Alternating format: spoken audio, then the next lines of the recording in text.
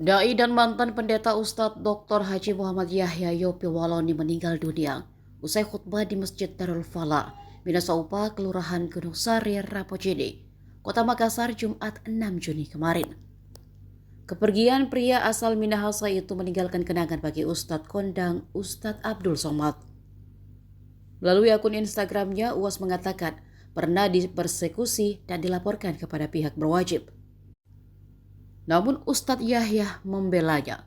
Dalam kenangan UAS, Ustadz Yahya hanya takut kepada Allah.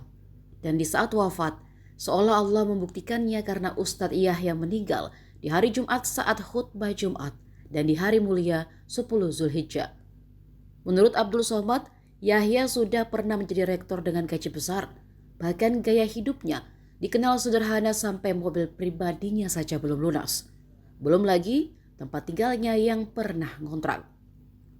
UAS mengatakan pernah menawarkan mobil baru dan tempat tinggal, namun mendiang menolaknya. Sebelum meninggal, almarhum sempat menyaksikan proses penyembelihan hewan kurban. Saksi mata Harapan Jaya menerangkan, usai khutbah pertama, Ustadz Yahya kembali berdiri dan menyampaikan khutbah tanpa teksnya.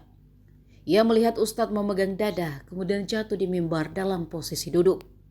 Download Tribun X sekarang, menghadirkan lokal menjadi Indonesia.